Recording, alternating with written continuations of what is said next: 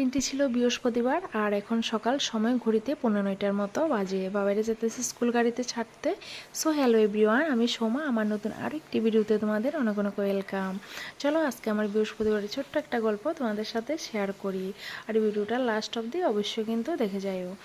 এরপরে দেখো বাবাইরে তো স্কুল গাড়িতে ছাড়তে গেলাম, তো এখান থেকে আসার পথেই কিন্তু বেলপাতা পায়রা নিয়ে আয়া পড়ছি, যেহেতু তোমার আজকে বৃহস্পতিবার পূজা তো করতে হইব। আর বাড়িতে আয়া দেখো অন্যান্য কাজ না কইরাই কিন্তু আয়া পড়ছি বাথরুমে, ব্রাশটা হাতে নিয়েই।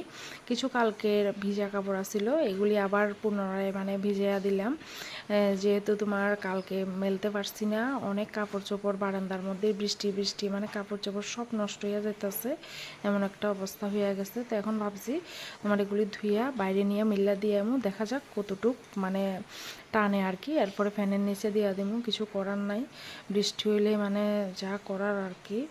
তো এদিকে এক এক করে আমি এখন কাপড় চোপড়গুলি ধুইয়া বাইরে গেলাম। এরপরে দিয়া তোমার ফ্রেশ ট্রেশ হইয়া গেলাম। এরপরে দিয়া আয়া পড়লাম বাইরে কাপড়গুলি মেলতে। সকালবেলার কোনো কাজ তোমাদের সাথে শেয়ার করা হয়েছে না। আমি সকালবেলা আজকে ফার্স্ট টাইম যে কাজটা করলাম, ঘুম থেকে উঠে কিন্তু আমার ছোটো বাবাইরে পড়াইতে বসি, যেহেতু বাবাই রাত্রেবেলা 1-1.5 ঘন্টার উপরে একদমই পড়তে চায় না। আর তোমাদের বাড়িতে এমন আছে কিনা অবশ্যই কিন্তু জানাইও। আমার তো ছোট্ট বাবাই একদম রাত্রে পড়তে চায় না, যার কারণে আমি সকালবেলা ঘুম থেকে উঠে আবার ওরে নিয়ে বইতে হয়। এরপরে দিয়া কিন্তু বাদ বাকি ঘরের যে কাজগুলি এগুলি কিন্তু আমি সাইরা নিছিলাম। তো এগুলি আর তো শেয়ার করা সম্ভব হয়েছে না, যেহেতু তাড়াহুড়া। এরপরে আবার বাবার লিগা খাবার রেডি করা, বাবারে রেডি করা, তো সবগুলি মিলিয়ে আর কিছুই তোমাদের সাথে কিন্তু আমি শেয়ার করছি না। খুব তাড়াতাড়ি করে কিন্তু সকালবেলার কাজগুলি গুটাইয়া বাবারে তো স্কুল গাড়িতে ছাইড়া এলাম। এখন যে বাদ বাকি কাজগুলি এগুলো আমি সাইরা নিতে আসি।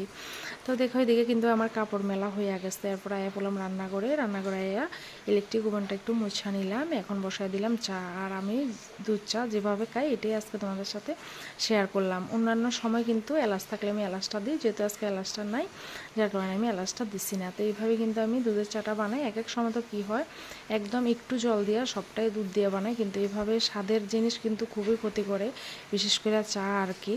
তো যাই হোক, এখানে দেখো আমি চা টিফিন কইরা কিন্তু এরপরে দিয়া আবার রান্নার কাজে লাগিয়া পড়ছি।